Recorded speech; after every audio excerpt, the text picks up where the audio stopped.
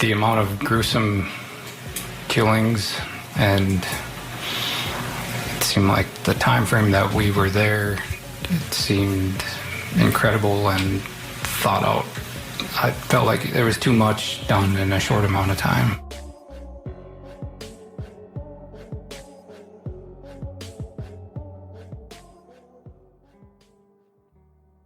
Mandan is a small city of about 22,000 residents just across the Missouri River in North Dakota in the United States. It was established in 1879 and named after the indigenous Mandan tribe. The Northern Pacific Railway played a significant role in the city's early growth, but over time it became a close-knit community known for its robust agricultural economy. The Mandan Police Department's 911 dispatch centre is a vital part of the city's emergency services. It's located within a secure section of the municipal building on Main Street. The centre is designed with a compact, efficient layout to maximise response times, with dispatchers seated before multiple screens that relay live information. On the morning of the 1st of April 2019, Colleen Starkert was on duty at the dispatch centre. The day started out like any other, as she settled into her shift. Just after 7:30 a.m. that morning, the phone rang. 911, what is that? Is there an emergency? 1106 32nd Avenue Southwest in Mandan at our DR office. Owner's down bleeding profusely. Okay. What's your phone number? 303 6530 7452. And your name? Justin Bachheim. Alright, Justin, I'm going to have some questions for you, okay? You know what happened? No, I walked into work and I found him on the floor. Where's he bleeding from? I don't know. I'm afraid to move. It looks like he slipped on eggs. Okay, how old is he? You can give me an estimate if you don't know. 52.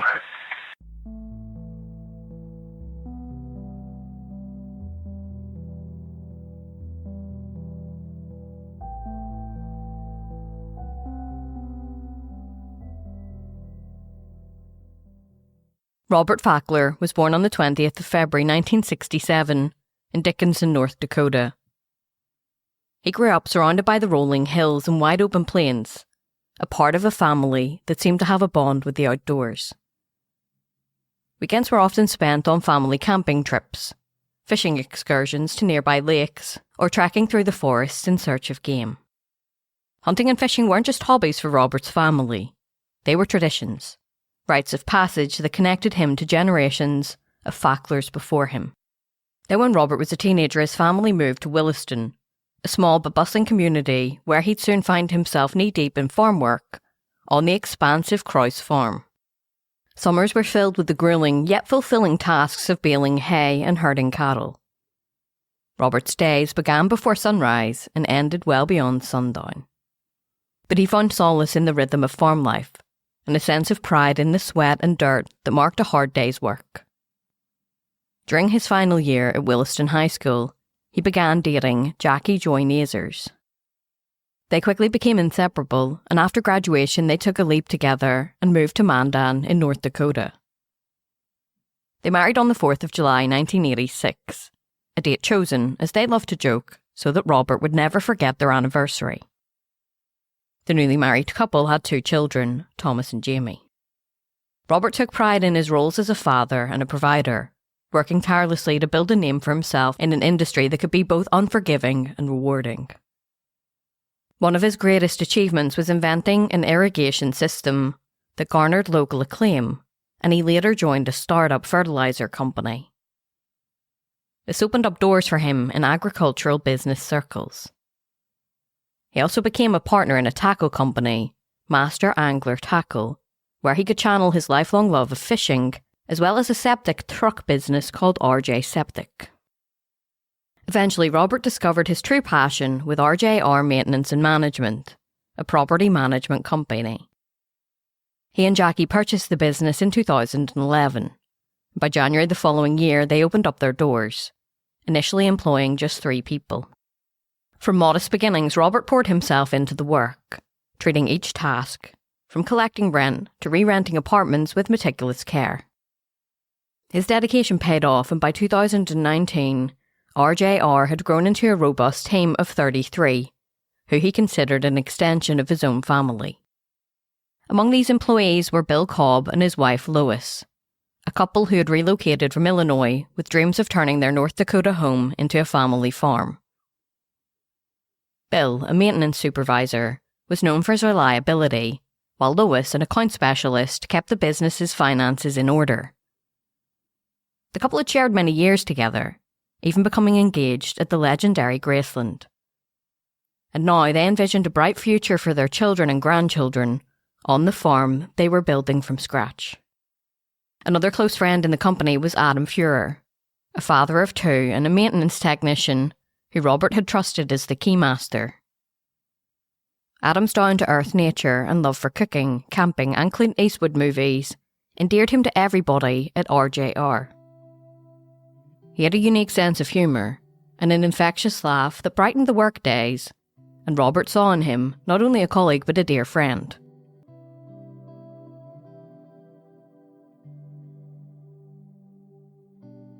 It was just before 7:30 a.m. on the 1st of April 2012 when Justin Brockheim pulled up to RJR for what he assumed would be an ordinary start to his shift.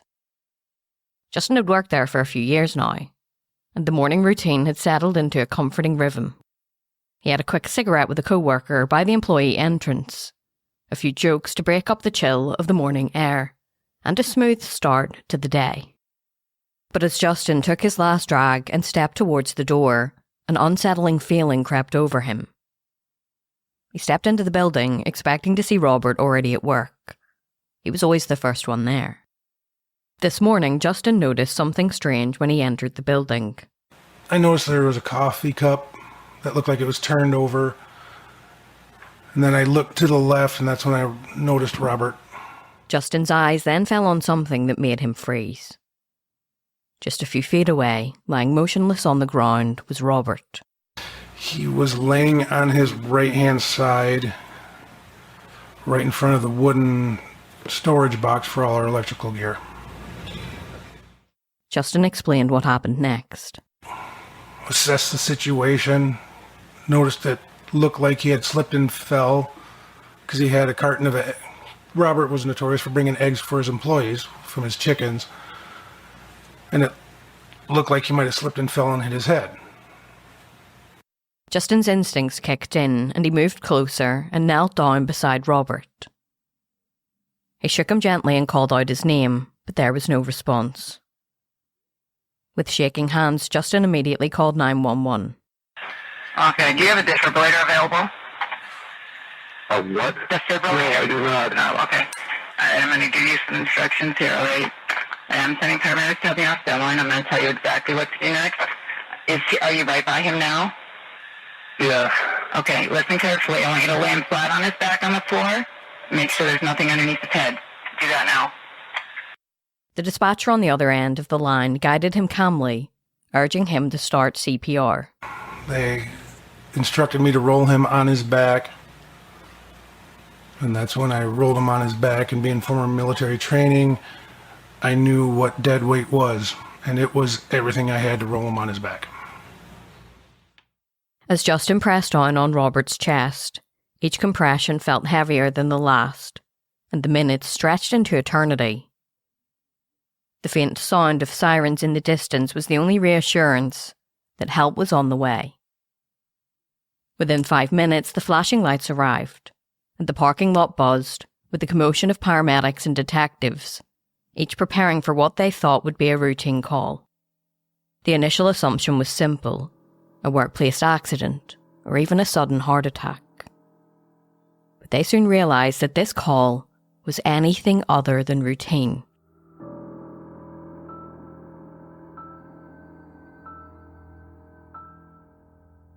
Paramedics Tanner Arthud and Kylan Williams approached Robert's body with urgency.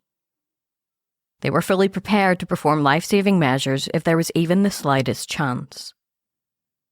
But as they knelt down beside Robert, their hopes quickly darkened.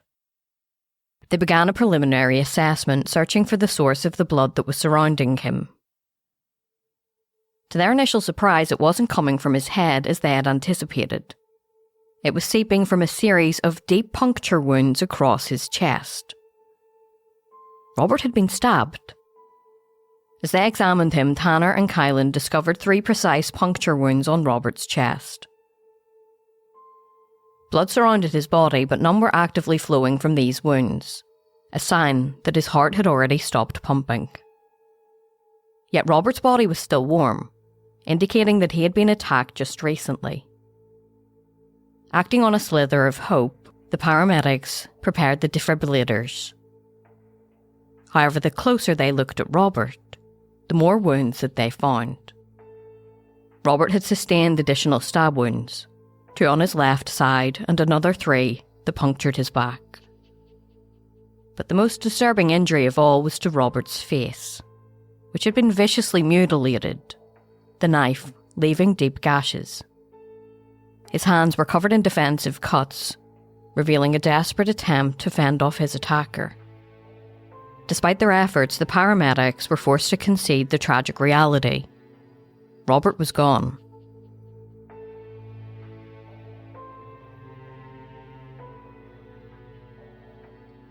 By now, detectives were conducting a methodical sweep of the building. Paramedic Tanner recalled. When we were working him, I heard from one of the officers that there was another body found. Near the office area, detectives had made a horrifying discovery. A second body. It was Lois, lying in a pool of blood with her lifeless form bearing the unmistakable signs of a brutal attack. Lois had sustained a staggering 48 stab wounds, with the blade striking both her front and back. 15 of these stab wounds traced a path down her back from her neck to her lower pelvis. Her face, which was slashed and torn, bore the same marks of savagery as Robert's, while 2 defensive wounds on her left arm told of her attempts to defend herself. Lois's neck had been slashed 5 times, each deep cut piercing her carotid artery. This injury alone would have led to fatal blood loss in just minutes. But the brutality didn't stop there. Lois had also sustained a single close-range gunshot wound to her chest. It was clear to detectives that Lois had fought for her life, her body displaying the marks of a desperate struggle to evade her attacker. A bruise on her forehead hinted at a final, violent interaction, perhaps the result of a blow or a forceful restraint. The position of Lois's injury suggested she had tried to move, to change her position, perhaps in a last instinctive effort to escape. She had wounds that spanned from her chest to her stomach, puncturing vital organs like her heart, liver, and lungs. Lois was pronounced dead, but the grim discoveries didn't end there. As detectives moved deeper into the building, they came across a third body. It was Lois's husband, William, lying crumpled in another one of the offices. The extent of his injuries were immediately apparent. He had been shot multiple times. The gunshots had struck his head, chest, arms, and right shoulder. Based on the injuries, detectives deduced that the shots had come from a distance, perhaps several feet away, as there was no evidence of gunpowder residue on William's body. The caliber of the bullets used was consistent with either a .38, .357 or 9mm. But the gunshots weren't the end of it. William's body bore an additional 28 stab wounds, each one meticulously inflicted on the front of his torso. The wounds began at the collarbone, trailing down in a line across his chest and abdomen, some plunging deep, others left shallow. Each stab wound was different in size and depth, as though his killer had taken the time to ensure maximum pain and suffering. The wounds punctured vital organs, his heart, lungs, liver, gallbladder, and pancreas, leaving no chance of survival. By the time detectives reached him, it was clear that William, much like Robert and Lois, was far beyond any hope of rescue. The detectives pressed on with a growing sense of dread. With each room they entered, the silence felt thicker, weighted by the horrific images burned into their minds. In the far end of the shop, near the north corner, they found Adam. He had sustained 3 gunshot wounds, each fired from a distance of at least several inches. 2 of the shots had struck him in the back, while the third penetrated the upper right side of his chest, indicating he may have tried to flee or shield himself from his killer. But the gunshot wounds weren't the only injuries. The killer had inflicted 5 deep stab wounds to Adam's neck.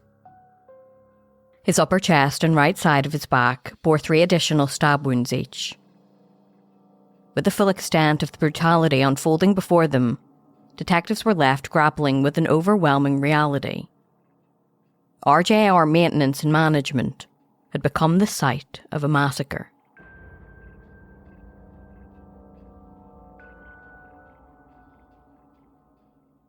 The news of the murders at RJR Maintenance and Management spread like wildfire across Mandan that evening, sending shockwaves through the close-knit community. Headlines blared about the horrific scene uncovered in the otherwise quiet workplace, and tributes for the 4 victims began pouring in. Neighbours, co-workers and family members alike were left grappling with disbelief, struggling to understand who could have committed such an atrocity. Each of the victims was remembered as a kind, hard-working person with no known enemies. Robert in particular was well known in Mandan and the surrounding area. He'd been running the business for 2 decades, becoming a familiar and respected face in town. Anne Farrell, a friend of Robert's, fought back tears as she recounted her last interaction with him. Just the night before, they had spoken briefly, and Robert had seemed very cheerful, very much in a good mood. The idea that anybody would want to harm him seemed unimaginable to Anne, as it did to everybody else who knew him. The loss of Lois and Bill Cobb hit their family especially hard. Their daughter, Brianne Miller, was devastated, struggling to accept that her parents were gone. Through her grief, she shared fond memories of their love for the Bismarck and Mandan areas. They talked so highly of the Bismarck and Mandan area, how beautiful it was, how amazing the people were. They were so nice to everybody too. Lois and Bill had loved their new life here, embracing the town and its people with open arms. The town's usual calm was quickly replaced by fear and unease. The murders were unlike anything the community had ever experienced, and the mystery surrounding them left people deeply unsettled. Business owners across Mandan shared their anxiety with local media, explaining how they were now double-checking their locks and taking extra precautions. They wondered if they too might be at risk. As detectives worked around the clock to investigate, they remained tight-lipped about the specifics of the case. Only a few details were made public. 4 people had been found dead inside a local business, and their deaths were confirmed to be the result of a homicide. The vagueness of the information did little to quell the growing fear in Mandan, but detectives knew they couldn't risk compromising the investigation. Reverend Bruce Prentice, chaplain for the Mandan Police Department, was called to assist in the aftermath of the tragedy. With decades of experience supporting law enforcement, he thought he had seen it all. But the scene inside RJR Maintenance and Management shook even him. He said, "It's horror. It's evil in a way that really impacts you more than normal." For Reverend Prentice and for the detectives who had entered the building that morning, the events of that day would leave an indelible mark. The Reverend stated, "There's no way it doesn't impact you. There are certain things you can't unsee."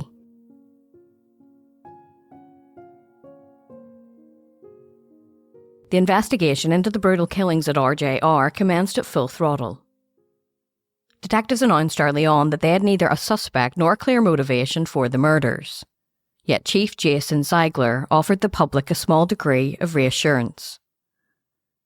He stated that he didn't believe there was a widespread threat, explaining, "This incident was specific to the victims." At the crime scene, detectives had found that items had been taken from Adam's wallet and then discarded. Lois's ID had also been found in another part of the building. This led detectives to wonder if the killer had singled out Robert or William, and then tried to figure out who Adam and Lois were. Possibly. They were collateral damage. Surveillance footage was quickly identified as a key piece of evidence. Cameras both inside and outside RJR captured the routine morning rhythm of the office. Robert and his close-knit group of early arriving employees had been dubbed the Coffee Club. They appeared on screen shortly before 7 a.m. They developed a tradition of arriving early to enjoy a pot of coffee together before the business officially opened. But the scene quickly shifted from routine to suspicious. At 6:47 a.m., surveillance footage captured an unexpected visitor. A single figure appeared in the camera feed, dressed in a bright-coloured top, dark pants, and a matching head covering. Gloved and methodical, the individual slipped through the building's unlocked door, vanishing into the shadows of the office. Just moments later at 7 a.m, the same figure reappeared on camera, although now they were dressed in dark clothing. A clear attempt to obscure their identity. Calmly, the intruder climbed into an RJR vehicle, drove it off the lot, and disappeared into the morning. Given the brutal, frenzied nature of the murders, detectives initially speculated that the level of violence suggested multiple assailants. However, the surveillance footage pointed to a single individual, this lone, unnerving, calm figure who slipped in and out of RJR. Detectives strongly suspected this person to be the killer and began tracking his movements. By reviewing footage from nearby businesses, detectives retraced the man's route after leaving RJR. Surveillance from a nearby company, Indigo Signs, captured the RJR vehicle arriving on their property, where the figure parked the car and exited on foot. When detectives arrived at the location, they confirmed that the vehicle was still there, untouched since that morning. Blood smears marked their door handles, and inside the vehicle they found bright orange fibres that matched the orange the suspect was wearing on the footage. Additional footage soon led detectives to Bill Barth Ford, where the man dropped out of view. But as they canvassed the area, they learned about another sighting. An employee at a nearby McDonald's reported seeing a strange man that morning. The witness described him as wearing a camouflage ski mask, dark pants and dark shoes. He hadn't entered the restaurant, but was seen walking through the parking lot before climbing into a white Ford F-150 and speeding off. The description matched the unusual attire seen in the surveillance footage, adding weight to the possibility that this was the same person. Detectives immediately issued a be on the lookout notice with a photo of the Ford, sending it to all law enforcement agencies across North Dakota and nearby states. Detectives' hopes were high that this photograph, paired with the mounting evidence, would soon lead them to their suspect. And within hours, the identity of the truck's owner was uncovered.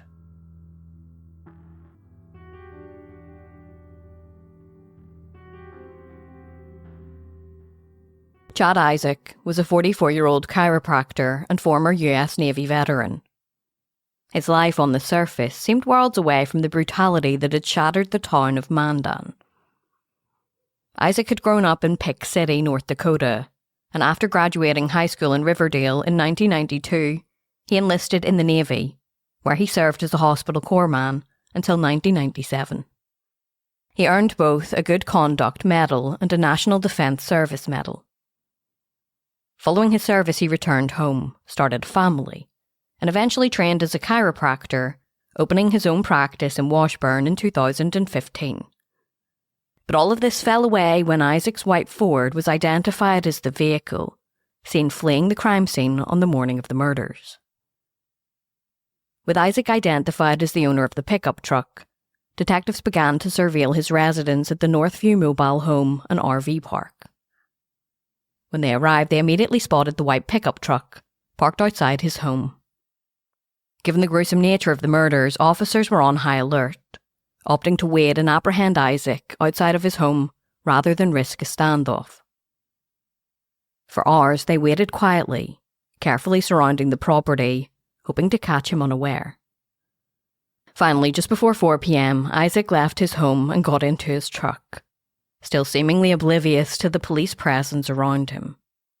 Officers pulled him over minutes later, quickly handcuffing him on the ground. One of the officers, Deputy Raymond Copeland, noted something strange. Isaac had a smirk on his face.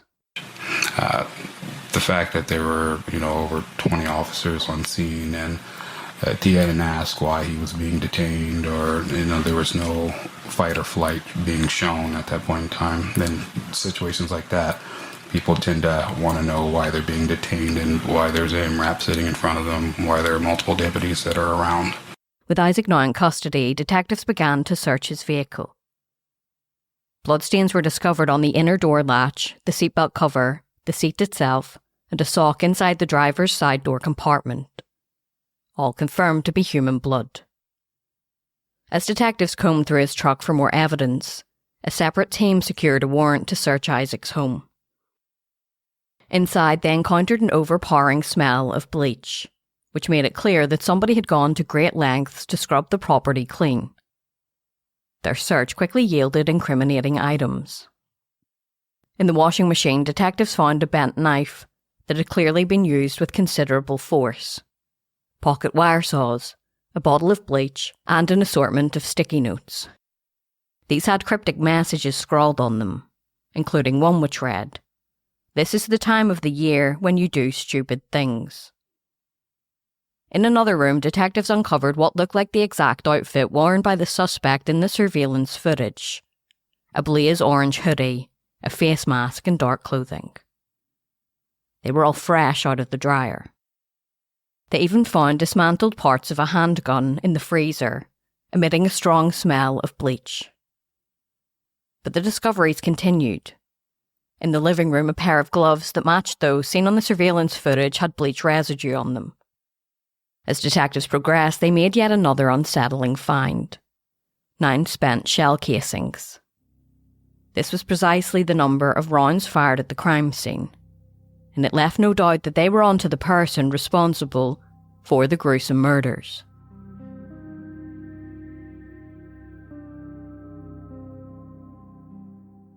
With Chad Isaak in custody, detectives still grappled with the most perplexing question. Why would this seemingly ordinary man, a well-regarded chiropractor and veteran, commit such brutal murders? The only connection between Isaac and any of the victims was that RJR Maintenance and Management handled the Northview mobile home and RV park where Isaac lived. RJR had taken over the management of the property only the previous fall after it was purchased by Rolf Eggers, a local man who spent his winters in Florida.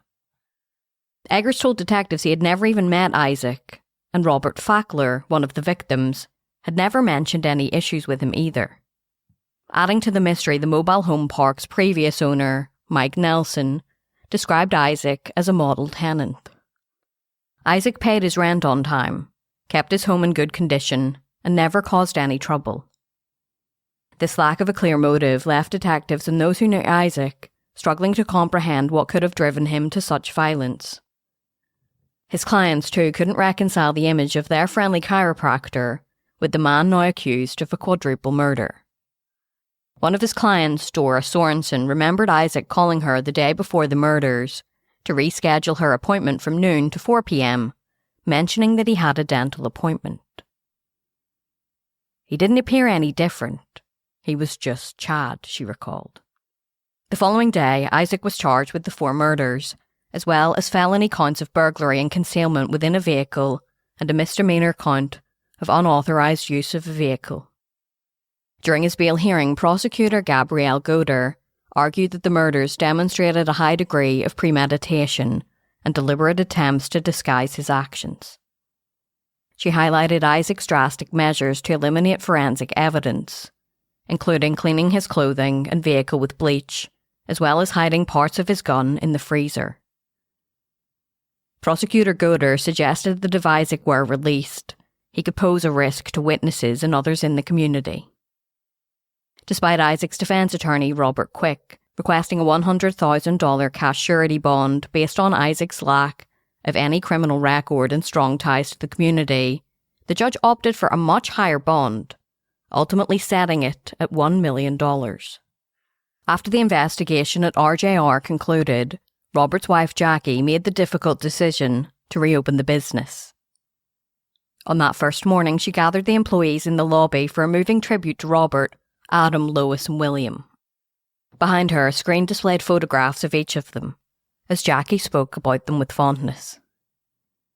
She shared how, in Robert's no-nonsense way, he would have urged everybody to suck it up and get on with it.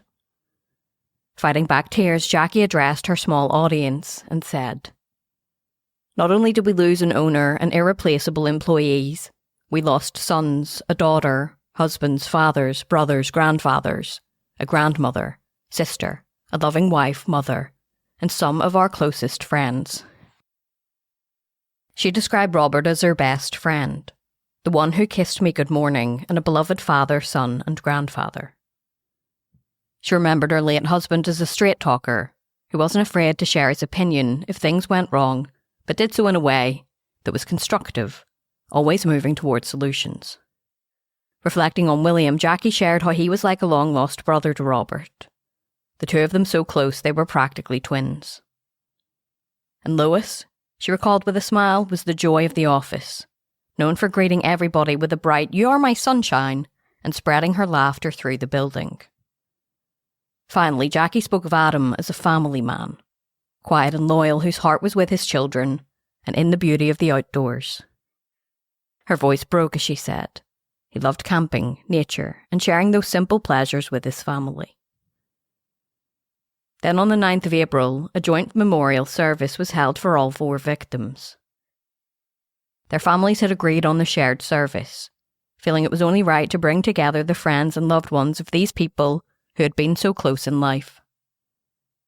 The service was presided over by Reverend Jared Lee, who addressed the congregation stating, "What happened was an unfair and completely wicked act, but it shouldn't bring out the worst in us." Though the family had requested no media presence, Reverend Lee shared his thoughts later in a small interview. He spoke of the indescribable grief the families were experiencing and the immense sorrow rippling through the community. He said, "We're all suffering this loss. It's essential to grieve together, to acknowledge the depth of our pain, and to pray for peace and healing."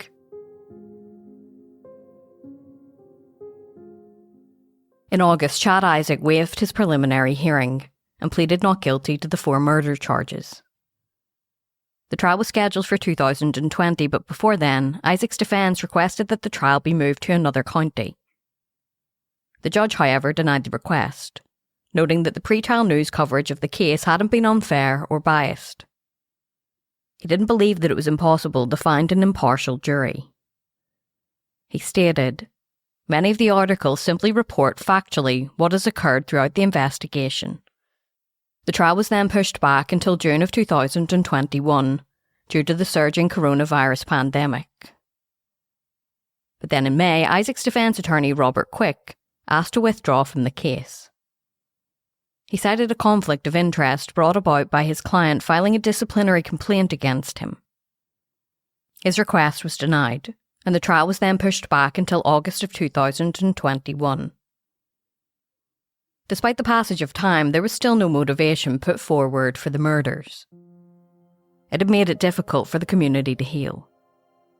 Everybody was hoping that the upcoming murder trial would finally clear up some questions and provide some semblance of closure.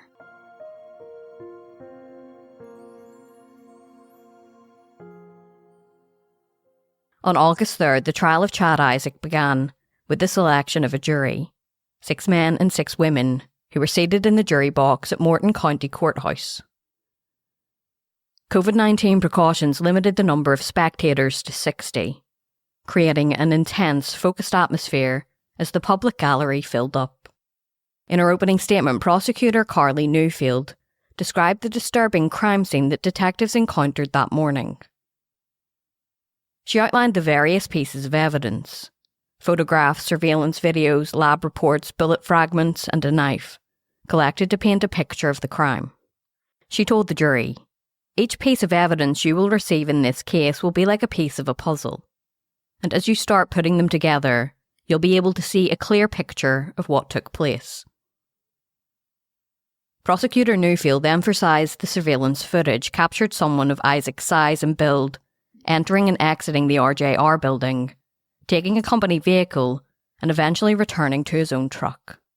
In response, defence attorney Bruce Quick argued Isaac's innocence, asserting that the investigation was rushed and key evidence was overlooked. Quick suggested that law enforcement, feeling pressure to solve the case quickly, jumped to conclusions after only 4 days.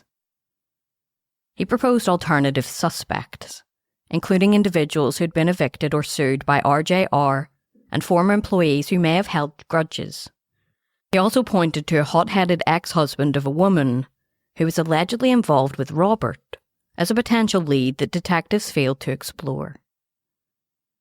Quick accused the detectives of rushing to judgment based on erroneous information that led to erroneous conclusions. He also argued that they had compromised the crime scene by not consistently wearing protective gear.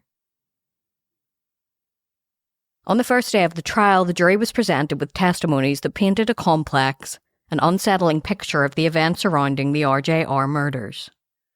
First, the 911 operator and Justin, the employee who had discovered Robert's body, testified. Justin described the multiple entrances to the building and recounted a frightening incident from January of 2019 when a tenant had aimed a gun at him during a service call. Knocked on the door 3 times, hung my toe tag or my door tag stating maintenance is inside, went back to his bedroom, surprised him. He reached over, grabbed a gun, pointed at me, and escorted me out of his unit. The defence highlighted this event to demonstrate the dangers the business faced and the volatile nature of some tenants. Justin acknowledged that they'd had encounters with emotionally distraught tenants before, implying that RJR's employees were sometimes at risk. Paramedics took the stand next, with Tanner testifying about the high number of people present at the crime scene. He noted that beside the ambulance crew there were 3 detectives, 2 firefighters and several others.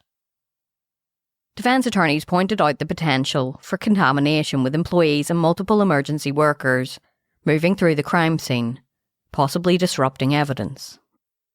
Robert's wife Jackie also testified, offering both poignant and revealing insights. She recalled that she had joked with detectives before they informed her that her husband had been having an affair, saying that she would take him out if he ever cheated on her. Jackie, who still considered Robert her soulmate, described learning of the affair as the second worst day of her life. When did you learn that Robert was having an affair? April 30th, April 30th, 2019, sorry. Why do you remember that specific date? Because it was the second worst day of my life. When was the first worst day of your life? April 1st. Who told you about that affair? Patton. Detective Patton, Detective Joe. Were those some of the investigators in this case? Yes. Additional details were revealed that a pistol was found in Jackie's car and that drugs linked to an employee were discovered. Furthermore, a shop party held before the murders had ended with a motorcycle gang being escorted out. Sergeant Brent Wilmoth testified that the pistol in Jackie's car wasn't used in the murders, and the drugs and gang incident were also ruled irrelevant. Detectives had initially considered Jackie, a former employee, and several evicted tenants as potential suspects, but had cleared them. They also entertained the possibility of a perpetrator sneaking into the building undetected before the surveillance cameras started recording, although this theory was ultimately dismissed. The trial then shifted focus to the crime scene, with testimonies from several emergency workers. Firefighter Clayton Schaaf described his shock at the brutality of the scene, noting that he and other responders felt like deer in headlights and needed a moment to steady themselves. The amount of gruesome killings, and it seemed like the time frame that we were there, it seemed incredible and thought out. I felt like there was too much done in a short amount of time. North Dakota Bureau of Criminal Investigation Special Agent Sean Bannett also testified, showing a video he had taken at the scene and describing it as horrific. Jurors were then shown graphic crime scene photographs, and it was revealed that bullets and fragments had been found scattered in the shop area, although no shell casings were recovered. Special Agent Joseph Aarons testified that the killer appeared to have gone through Adam and Lois's identifications. Because the video showed the suspect wearing gloves, the IDs were not tested for DNA or fingerprints. Aarons further admitted that the initial responding officers hadn't worn protective shoe coverings, as they had been dispatched under the assumption of a workplace accident. A bloody footprint had been found at the scene, which Aarons stated likely belonged to someone who was present either during or shortly after the murders. The print was distinct from the footprints left by first responders and law enforcement. The surveillance footage was a key element in the trial, but it was also revealed that a masked individual had followed the same route as the killer a week before the murders. It was as though they were rehearsing. This person also drove a similar pickup truck to the one Isaac owned, and the one spotted at the McDonald's parking lot. Jurors watched the footage of the suspect entering RJR, leaving in a different set of clothing, and taking a company vehicle. Derek Bernier, a former Bureau of Criminal Investigation special agent, testified that Isaac's vehicle was identified based on unique rust patterns on the bumper. Furthermore, Lieutenant Justice Cromer noted Isaac's distinctive gait, describing it as a wide stride, like cross-country skiing, which matched the gait of the person in the surveillance footage. Next, the jury examined the items found in Isaac's home, including a bent knife, a wire saw, and bleach, which Special Agent Mac Hyatt noted could have been used to conceal evidence. When we entered, we began the search. I detected the odor of bleach inside the residence.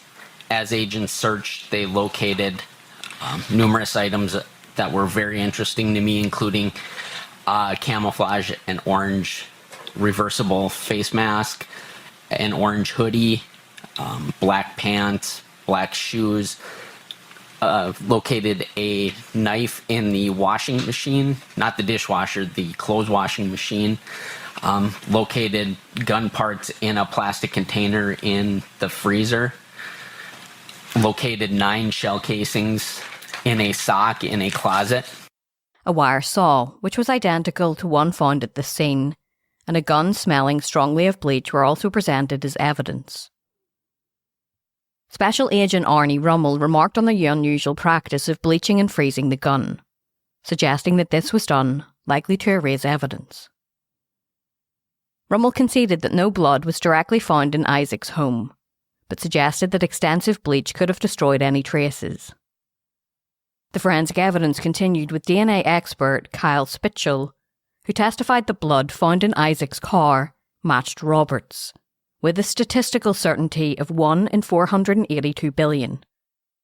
The DNA samples couldn't rule out Isaac or Lois, but they did exclude William and Adam. Detectives also found an RJR business card with Robert underlined on the back in Isaac's car.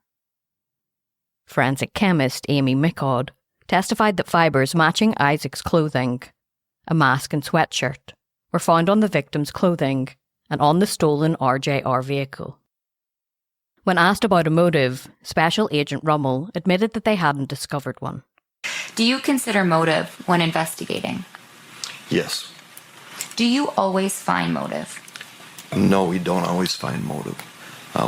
We like to know what the motive is, but we don't necessarily find the motive because some people just kill for fun.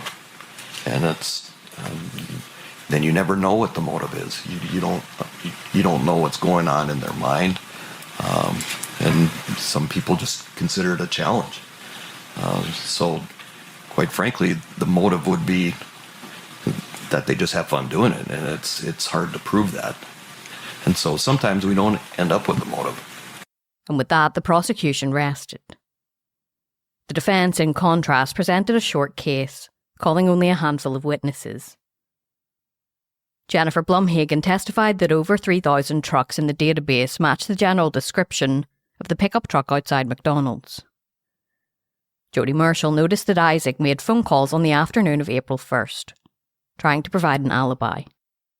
The defence also called on the woman that Robert had been having an affair with, but the judge disallowed a restraining order against her ex-husband from being presented. The defence argued that the case was one of confirmation bias, claiming that investigators only looked for evidence that fit their theory of Isaac's guilt. In closing arguments, prosecutor Gabrielle Goder emphasised that the DNA, fibre and video evidence pointed unmistakably to Isaac as the killer. Defence attorney Bruce Quick countered was tainted by preconceived notions of Isaac's guilt. The jury deliberated for only 4.5 hours before they returned with a verdict. They found Chad Isaak guilty on all counts. Isaac's reaction was emotionless, staring straight ahead as the verdict was announced. Outside the courtroom, Robert's wife, Jackie, expressed anguish over the unanswered questions surrounding the murders. She stated, "Because it doesn't make sense. It still doesn't make sense why these lives were lost."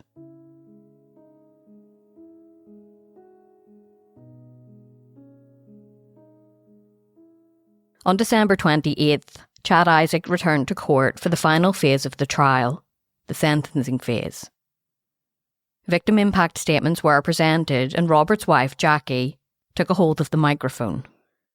Her voice was steady with grief as she referred to Isaac as a coward for giving the victims no chance to flee or fight. Her words were blunt and unforgiving as she said, "You have made me hate." She paused before adding, "I wanted you to know that these 4 individuals were wonderful people. I thoroughly loved my husband, and I forgive him."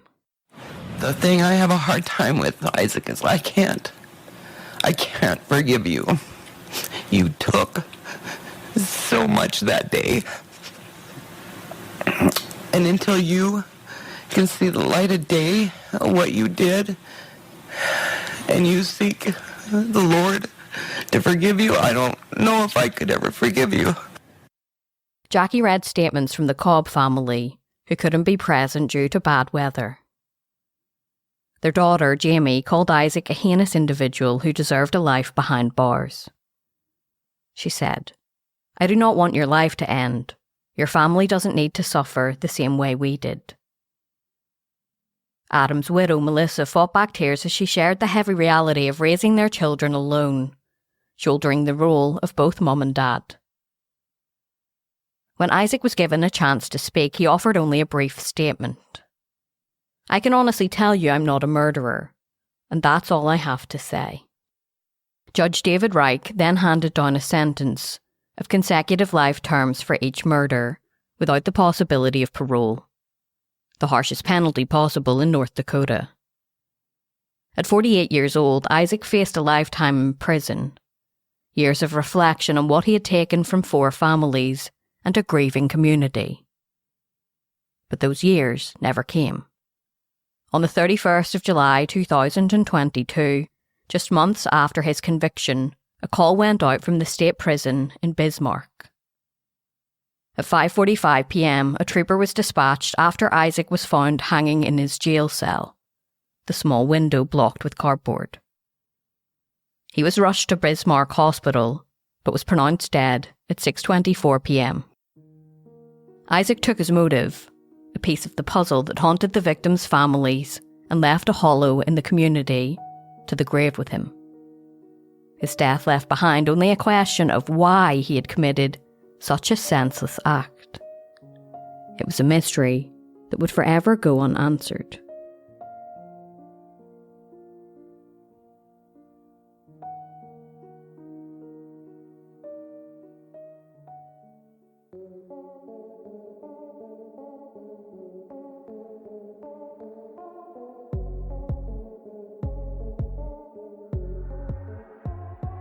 Well, besties, that is it for this episode of Morbidology. As always, thank you so much for listening, and I'd like to say a massive thank you to my newest supporter up on Patreon, Julie. The link to Patreon is in the show notes if you'd like to join.